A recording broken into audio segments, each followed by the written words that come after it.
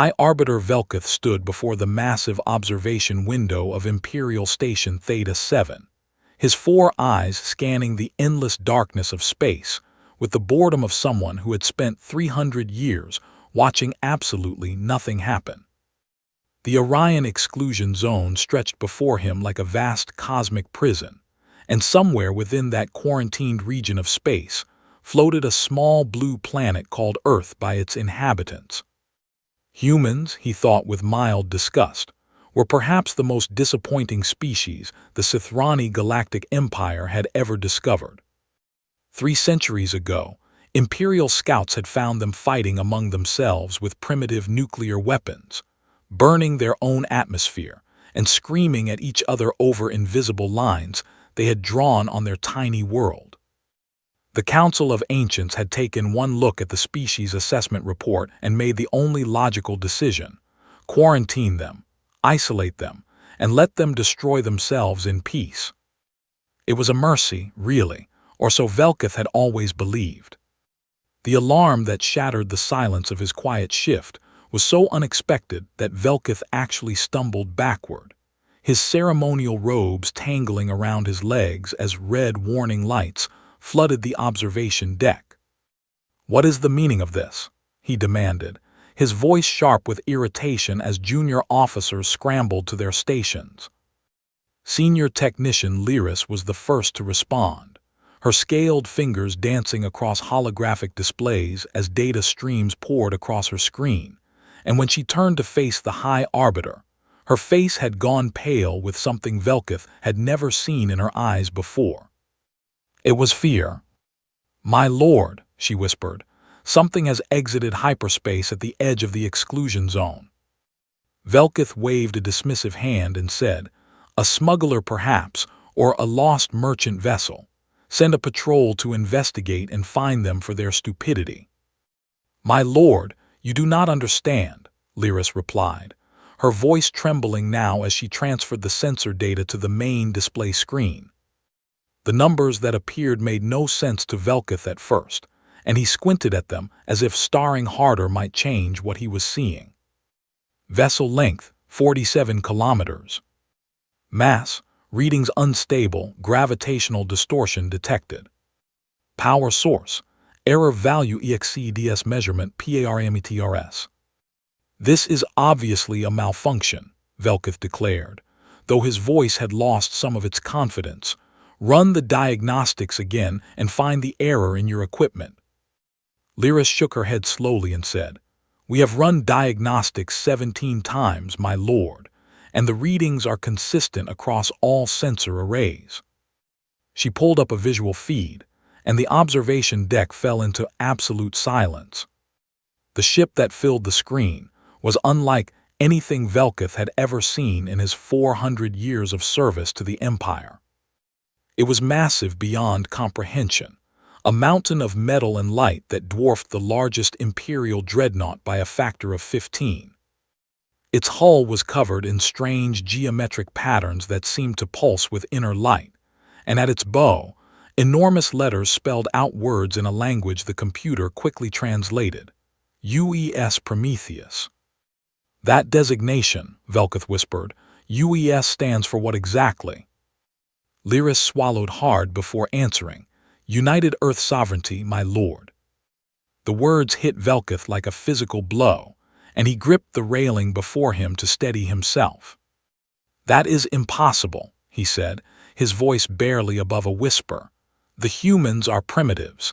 They were barely capable of reaching their own moon when we quarantined them."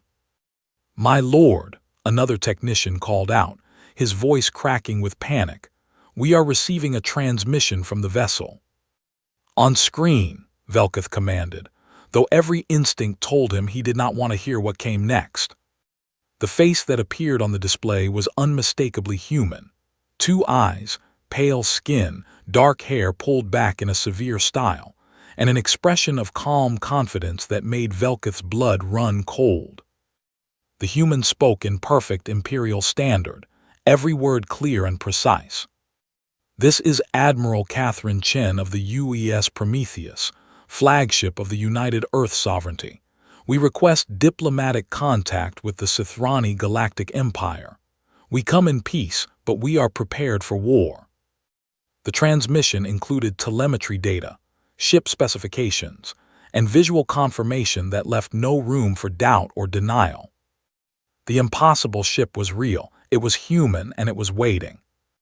Velkith stood frozen as his mind struggled to process what he was witnessing, and around him, his officers stared at their screens with expressions of shock and disbelief. How? Lyris asked the question that hung in everyone's mind. How could they have built this? Velkith had no answer, and for the first time in 3 centuries, the High Arbiter of Imperial Station Theta 7 felt something he had almost forgotten existed. He felt afraid. "Contact the Throne of Stars immediately," he ordered, his voice steadier than he felt. "Inform Grand Emperor Malthius IX that we have a situation that requires his immediate attention." As his officers rushed to obey, Velkith turned back to the observation window and stared at the distant point of light that marked the position of the human vessel. For 100,000 years, the Sithrani Galactic Empire had ruled this galaxy without challenge. They had conquered species beyond counting, absorbed civilizations that had flourished for millennia, and crushed any threat that dared to rise against them. And in all that time, they had never encountered anything like this. The humans were supposed to be savages, primitive apes who would tear themselves apart within a few generations of being left alone. Instead, they had somehow built a ship that defied everything the Empire understood about technology and power. "What have you become?" Velkith whispered to the stars, knowing that no answer would come. But somewhere in the depths of space, aboard a vessel that should not exist, Admiral Catherine Chen smiled as she watched the Imperial station light up with frantic activity. The humans had been locked away and forgotten, dismissed as violent primitives unworthy of the galaxy's attention. They had spent 300 years in isolation, and in that time they had learned, they had grown, and they had built. Now they had returned, and the galaxy would never be the same. The Prometheus hung in the darkness like a silent promise, its engines humming with power that the Empire could not even measure, and aboard its bridge, 10,000 humans waited for whatever came next. They had come in peace, as their admiral had said, but they had not come unprepared. The Sithrani Galactic Empire had ruled the galaxy for 100,000 years through strength and fear, and the absolute certainty that no one could challenge their power. That certainty had just been shattered by a species they had written off as primitive and doomed. And somewhere in the depths of space, 11 more ships just like the Prometheus waited in the shadows of humanity's home system, ready to answer any call. The humans had knocked on the galaxy's door, and whether the Empire liked it or not, they were coming in. The Throne of Stars was the heart of the Sithrani Galactic Empire, a massive space station that orbited the ancient world of Sithara Prime like a crown of light and metal. Within its grand council chamber, 12 thrones rose in a perfect circle around a central holographic display, and upon those thrones sat the representatives of the 12 founding species who had ruled the galaxy for over 100,000 years. Grand Emperor Malthius IX sat upon the highest throne, his ancient face carved with the weight of centuries as he watched his council descend into chaos. "This is a deception," roared Commander Vrath of the Vorathi Dominion, his massive fist slamming against the arm of his throne hard enough to crack the ancient stone. "The humans are incapable of such technology, and I demand we send a war fleet to destroy this obvious trick." "The sensor data does not lie," replied the crystalline form of Axiom 7, speaking for the collective of minds. "We have analyzed the readings 17,000 times across 400 separate processing matrices, and the probability of sensor malfunction is 0.003%. Then explain how primitives who were fighting with nuclear weapons 3 centuries ago have built a ship larger than anything in our fleet," Vrath demanded. Axiom 7's crystalline body pulsed with soft light as it processed the question before answering. We cannot explain it because it should not be possible according to all known models of technological development. The chamber erupted into shouting as representatives of a dozen species argued and accused and demanded answers that no one could provide. Emperor Malthus raised one withered hand, and silence fell instantly across the council. "Admiral Korvax," the emperor said, his voice soft but carrying to every corner of the vast chamber, "you have gathered intelligence on the humans since their quarantine began. Tell us what you know."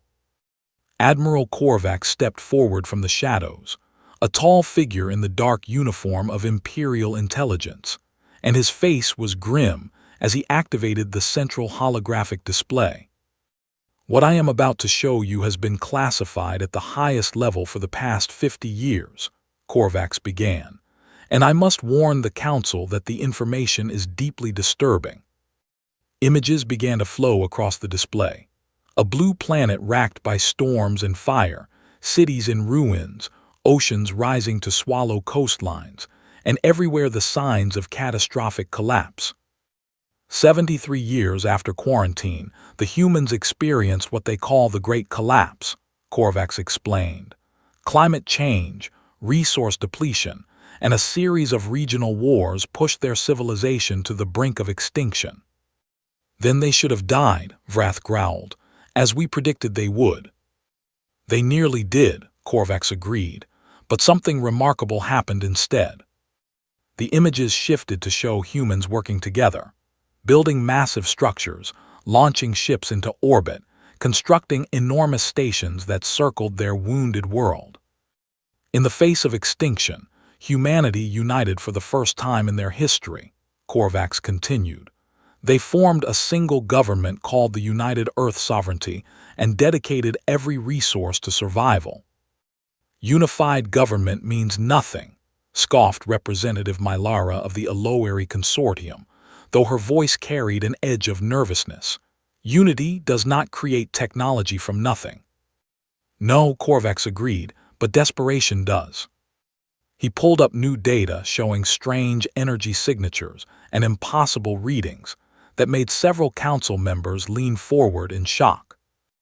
"We believe the humans recovered debris from our observation drones that we sent to monitor their development," Korvax said, "and they reverse-engineered the quantum signatures to understand faster-than-light travel."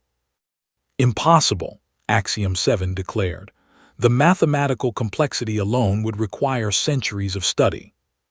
"They did it in 90 years," Korvax replied flatly, "and they did not stop there." The display showed more impossible images. Human ships testing experimental drives, massive construction projects in orbit around their gas giant planet, and energy readings that defied Imperial understanding.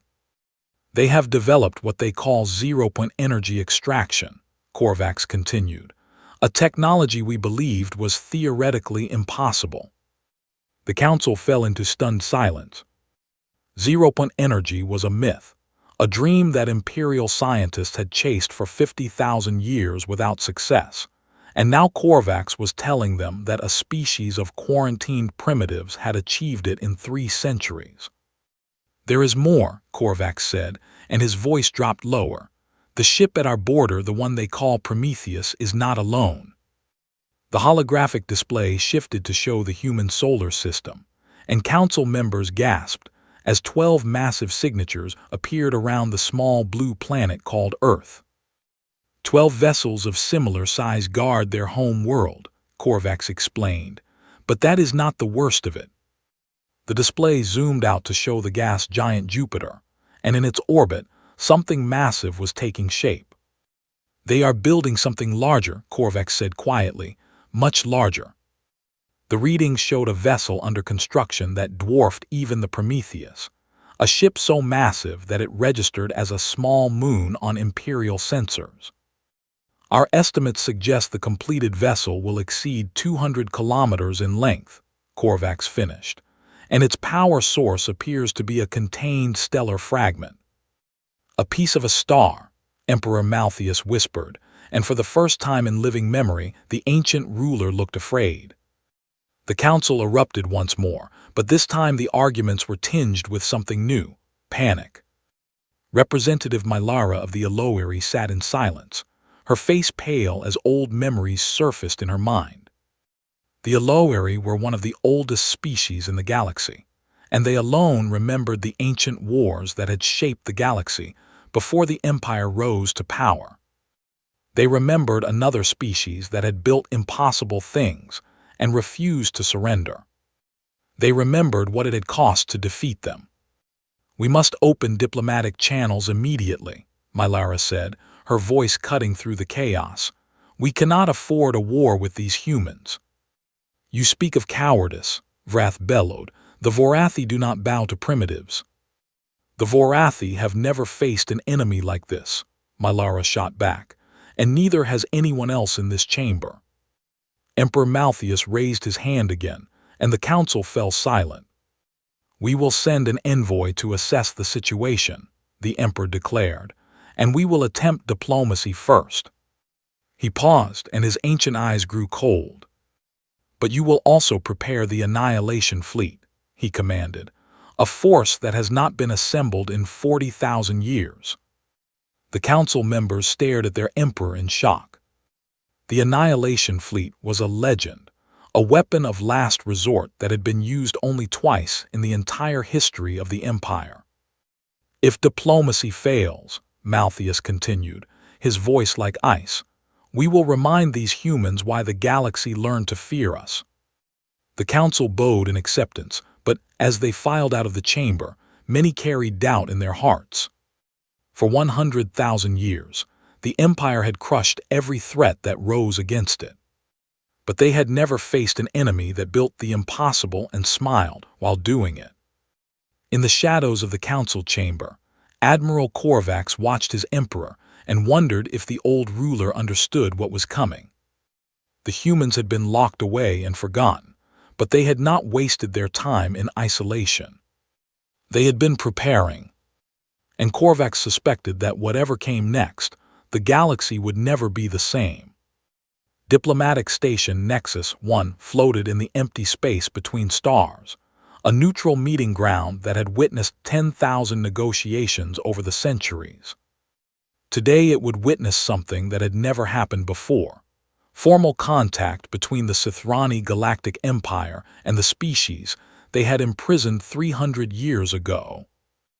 Ambassador Yelena Vasquez stepped off the human shuttle with the calm confidence of someone who had already won a game. Her opponents did not know they were playing.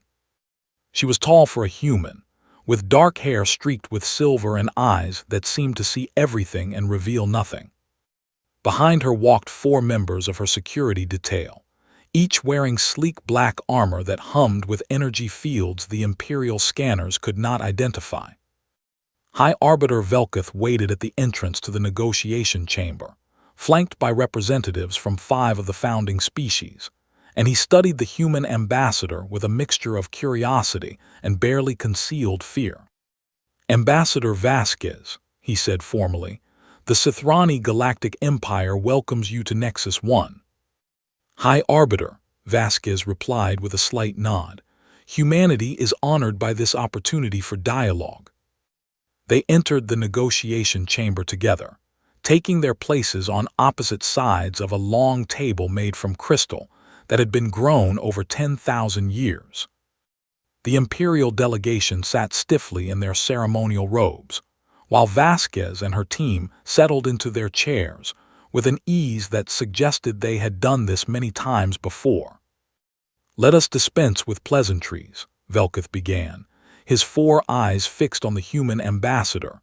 "The Empire demands to know how your species developed technology that surpasses our own."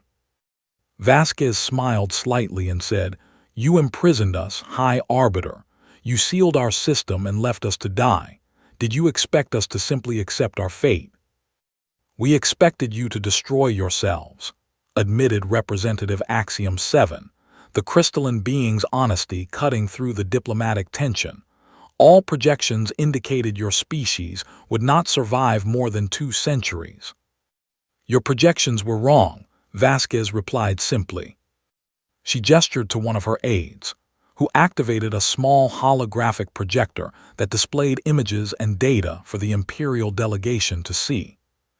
When your empire quarantined Earth, you left behind observation drones to monitor our destruction, Vasquez explained.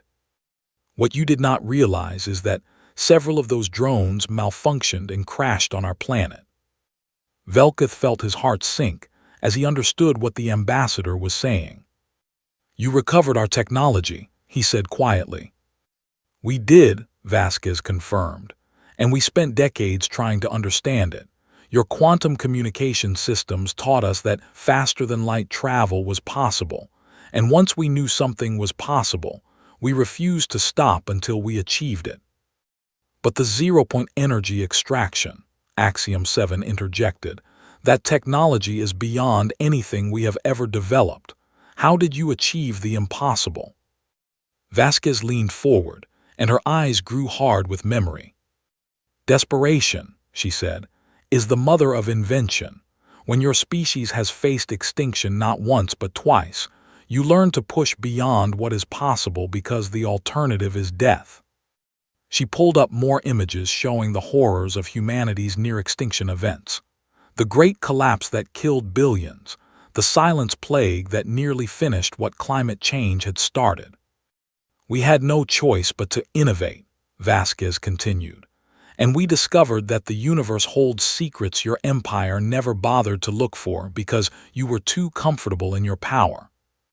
The imperial representatives shifted uncomfortably in their seats. For 100,000 years, they had believed themselves the masters of all knowledge, the pinnacle of galactic achievement. Now a species they had dismissed as primitive was telling them they had missed fundamental truths about the nature of reality.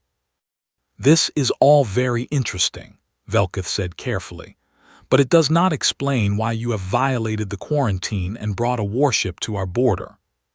The Prometheus is not a warship, Vasquez corrected him. It is an exploration vessel. Our warships are considerably larger. The statement hung in the air like a threat, and several imperial representatives went pale. As for why we have come, Vasquez continued, her voice dropping lower, we have come to offer you a warning and an alliance. An alliance, Velketh laughed, though there was no humor in the sound. You expect the greatest empire in galactic history to ally with a species we quarantined as primitives. I expect you to listen, Vasquez replied, because what I am about to tell you will determine whether your empire survives the next century. She stood and walked to the window that looked out into the endless darkness of space. Tell me, High Arbiter, she said quietly, what do you know about the signals from beyond the galactic rim? Velketh froze, and around him, the Imperial delegation fell into shocked silence. I do not know what you are referring to, he lied, but his voice betrayed him. Yes, you do, Vasquez replied, turning to face him. For 50,000 years, your empire has been receiving signals from something beyond the edge of the galaxy, something vast and hungry that consumes everything in its path. How do you know about that? Demanded Representative Mylera, her composure cracking for the first time.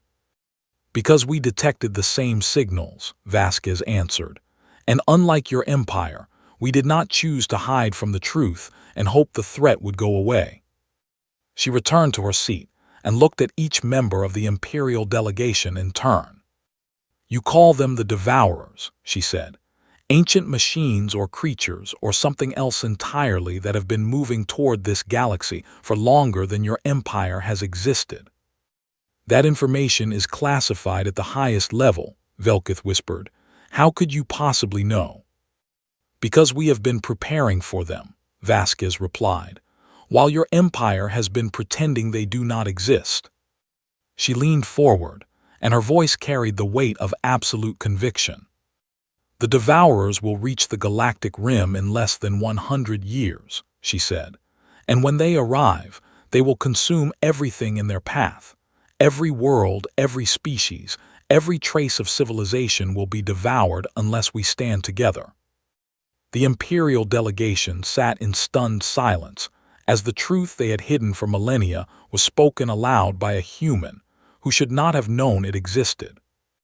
"We did not come to conquer you," Vasquez said. "We came to offer our help. Humanity has been building a defense fleet, developing weapons that can fight the Devourers, preparing for a war that will determine the fate of all life in this galaxy." She stood once more and extended her hand toward Velketh. "Join us," she said. "Let us fight this enemy together, or stand alone and watch everything you have built be consumed by the darkness." Velketh stared at the human's outstretched hand, his mind racing with impossible choices. The Empire's greatest secret had been exposed by a species they had written off as doomed. And now that species was offering to save them from the very threat they had been too afraid to face. "I must consult with the Emperor," Velketh said finally. "This decision is beyond my authority." Vasquez nodded and withdrew her hand. "Consult with whomever you wish," she said. "But do not take too long, High Arbiter. The darkness is coming, and it will not wait for your empire to make up its mind." She turned and walked toward the exit, her security detail falling into step behind her. At the door she paused and looked back. "We came in peace," she said quietly, "and we hope you will choose peace in return. But if you choose war instead, know that humanity did not survive 2 extinction events by being gentle."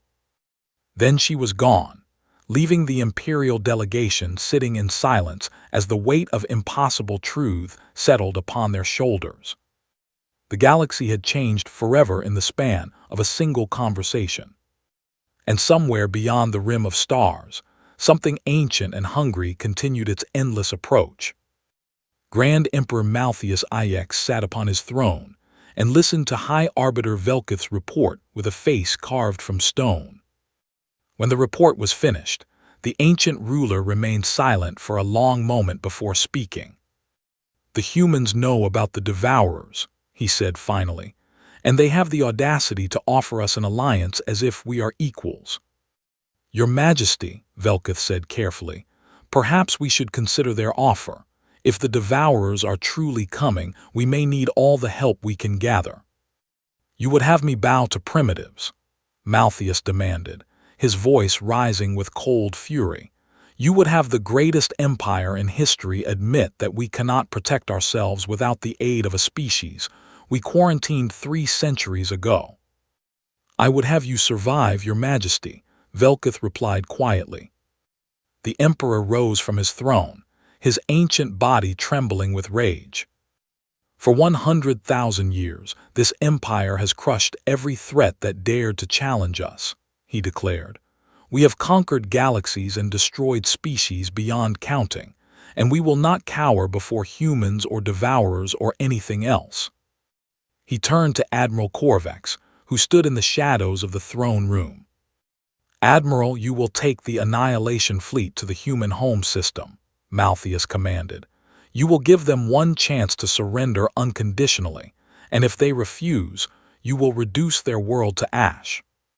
"Your Majesty," Korvax said, his voice troubled, "the intelligence suggests their technology may be superior to our own.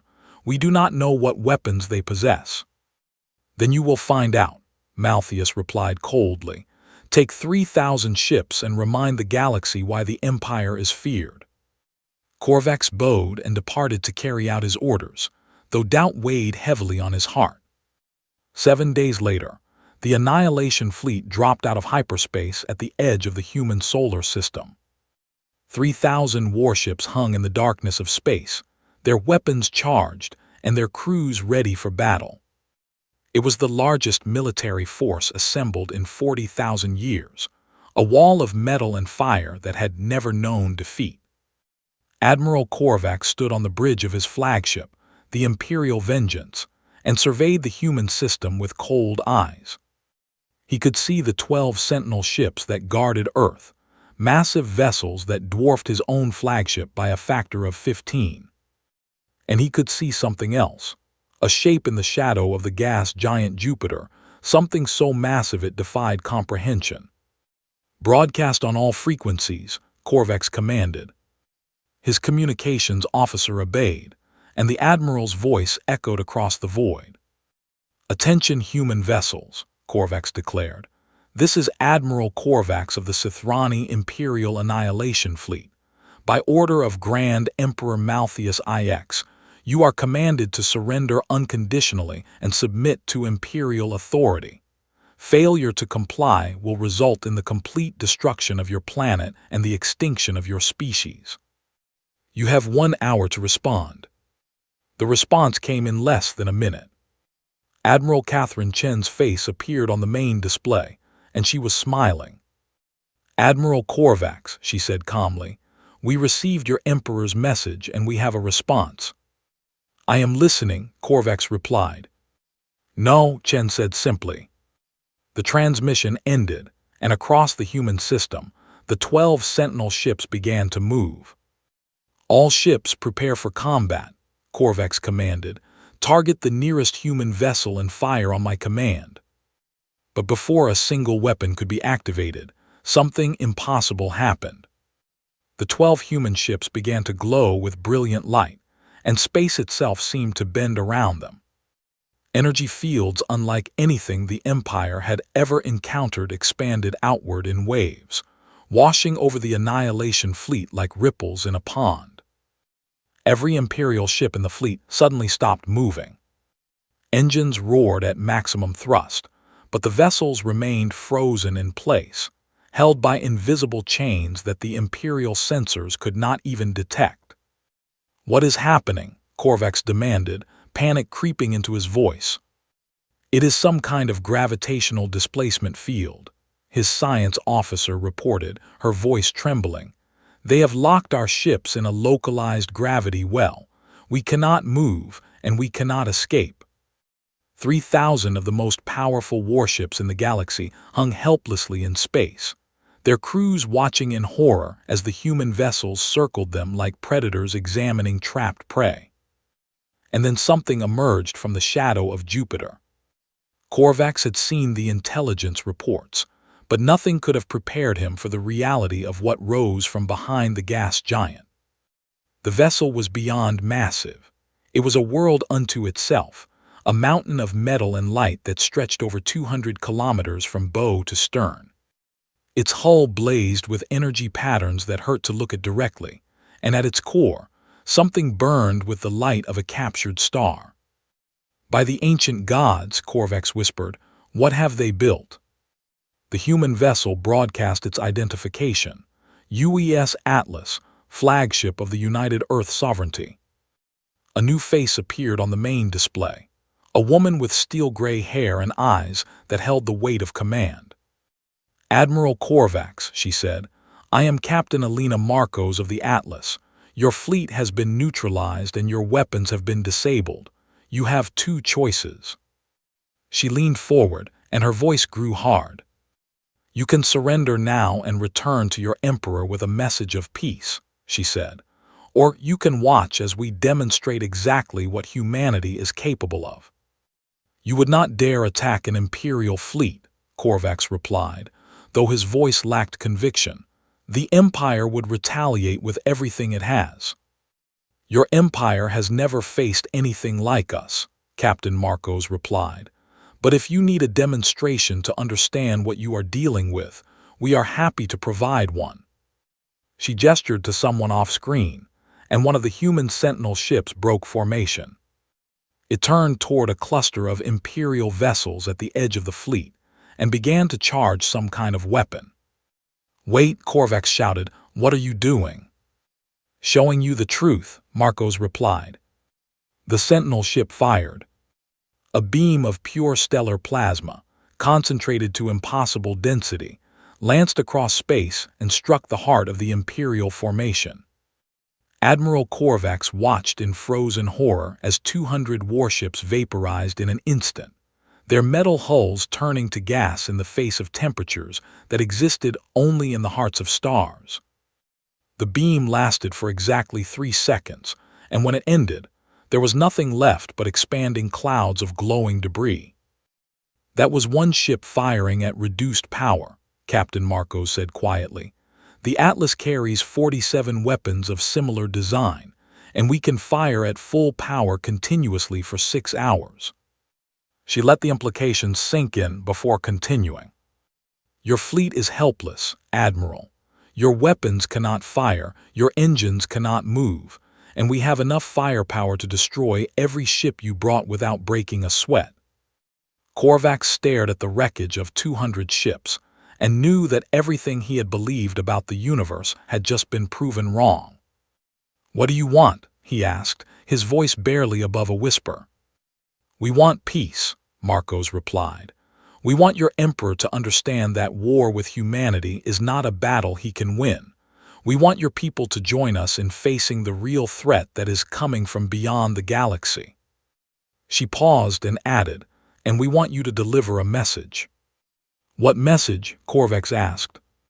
Captain Marcos smiled, and there was no cruelty in her expression, only a fierce determination that made Korvax understand why his Emperor had been right to fear these humans. "Tell your Emperor that humanity did not survive extinction by being weak," she said. "Tell him that we built these ships and these weapons because we knew this day would come. Tell him that we would rather be friends than enemies." She leaned closer to the screen. "But tell him this most of all. If he sends another fleet against us, we will not show mercy a second time. We gave you a demonstration today, Admiral, but the next time will not be a warning. It will be an ending." The transmission cut off, and the gravity fields holding the Imperial fleet suddenly released. Korvax stood on his bridge, surrounded by the stunned silence of his crew, and knew that he had just witnessed the birth of something new in the galaxy. The humans were no longer primitives to be dismissed and forgotten. They were a power unlike anything the Empire had ever faced. And as Korvax ordered his remaining ships to retreat, he wondered if his Emperor would have the wisdom to accept what humanity was offering, or if pride and fear would doom them all to a war they could not win. 1 year had passed since the Battle of Sol, and the galaxy had changed beyond recognition. Grand Emperor Malthus IX sat alone in his private chambers, stripped of his crown and his power, waiting for the transport that would carry him to exile on a distant world. His empire had not been destroyed by human weapons, but by something far more dangerous: the truth. When Admiral Korvax returned with news of the fleet's humiliation, Malthus had raged and demanded another attack, a larger force, a complete mobilization of every ship in the Empire. But his own council had refused. The footage of 200 warships vaporized in 3 seconds had spread across the galaxy like wildfire, and with it came questions that the Emperor could not answer. Why had the Empire hidden the truth about the Devourers for 50,000 years? Why had they imprisoned a species that was now offering to protect them? Why had they sent a fleet to destroy the very people who wanted to help? The 12 founding species had gathered in emergency session, and for the first time in 100,000 years, they had voted to remove their Emperor. Malthus had been too proud and too afraid to accept the hand humanity had offered. His people were not. Now, 1 year later, the Sithrani Galactic Empire was no more. In its place rose something new: the Galactic Confederation, a union of species both ancient and young, bound together not by conquest but by common purpose. And at the heart of that union stood humanity, the species that should have destroyed itself but instead chose to build. The threshold was the farthest edge of explored space, where the stars grew thin and the darkness between galaxies yawned like an endless void. Here, at the boundary between the known and the unknown, a fleet unlike any the galaxy had ever seen stood watch.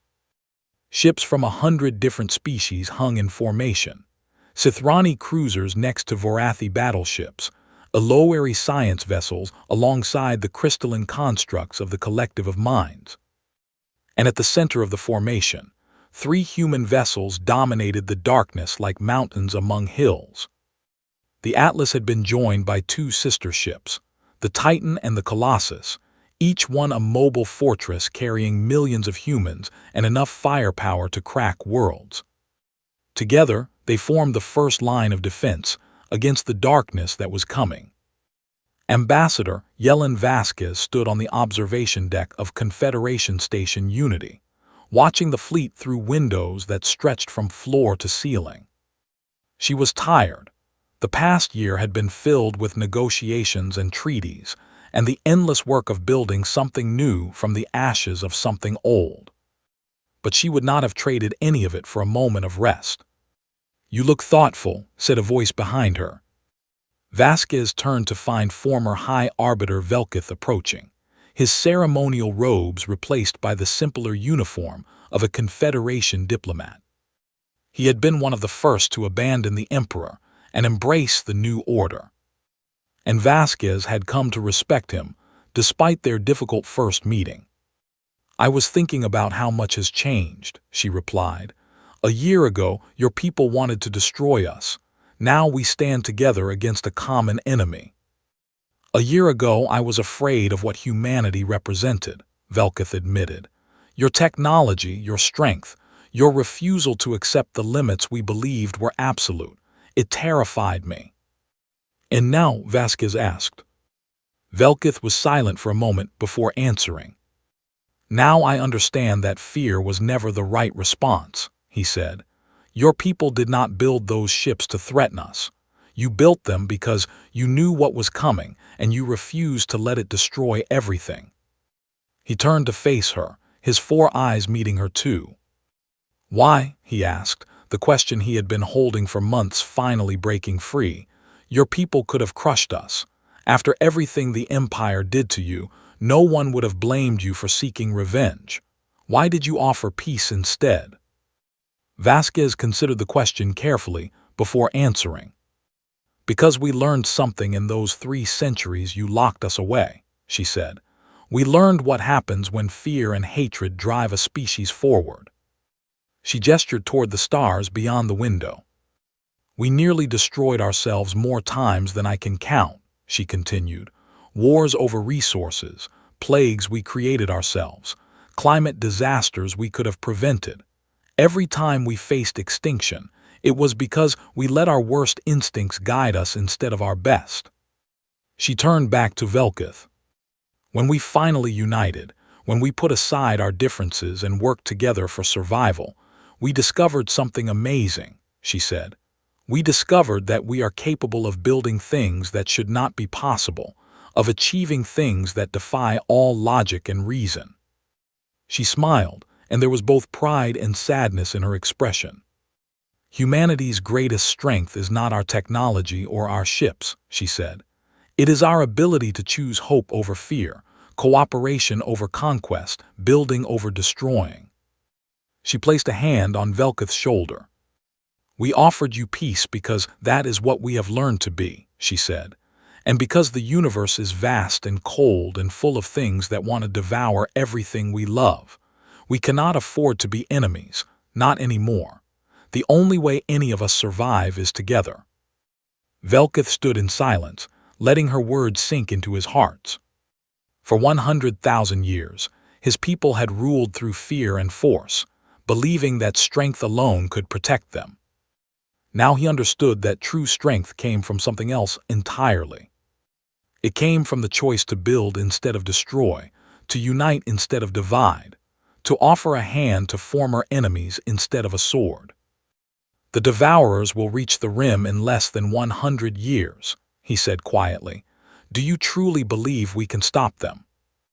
Vasquez turned back to the window and looked out at the massive fleet that hung in the darkness. "Honestly," she said, "I do not know. What I do know is that we have already accomplished the impossible simply by standing here together. A year ago, your empire and my people were on the brink of war. Now we are allies preparing to face the greatest threat the galaxy has ever known." She smiled. "If we can achieve that, then perhaps we can achieve anything." An alarm chimed softly, and a holographic display appeared showing the latest sensor data from the edge of the galaxy. The readings were faint but unmistakable. Something was moving in the void between galaxies, something vast and ancient that had been traveling toward them for longer than any civilization had existed. The Devourers were still coming, but they were no longer approaching a galaxy divided by fear and mistrust. They were approaching a galaxy united, standing together for the first time in history, ready to fight for survival with everything they had. And at the front line stood humanity, the species that had been locked away and forgotten, dismissed as primitives who would destroy themselves. Instead, they had become something else entirely. They had become guardians. Captain Alina Marcos stood on the bridge of the Atlas, watching the distant stars with eyes that had seen both the worst and the best of what sentient beings could achieve. Around her, her crew worked at their stations, humans and Sithrani and a dozen other species, all serving together on the greatest vessel ever built. "Captain," her first officer reported, "all ships report ready. The fleet is at full strength." "Good," Marcos replied. "Then we wait, we watch, and when the darkness comes we meet it together." She looked out at the endless void beyond the galaxy's edge. "They locked us in a cage because they feared what we might become," she said quietly. "They should have feared what we would build." The Atlas hummed with power as its stellar core burned with the light of a captured star. Beside it, the Titan and the Colossus stood ready, flanked by ships from every species in the Confederation. The galaxy had never been more united or more prepared. And somewhere in the darkness beyond the stars, the Devourers continued their endless approach, unaware that for the first time in their ancient existence, something was waiting for them. Something that had learned to hope when hope seemed impossible. Something that had chosen to build when destruction seemed easier. Something that had survived extinction and emerged stronger than before. Humanity had knocked on the galaxy's door, and now they stood as its guardians. Whatever came next, they would face it together. And they would not fall without a fight.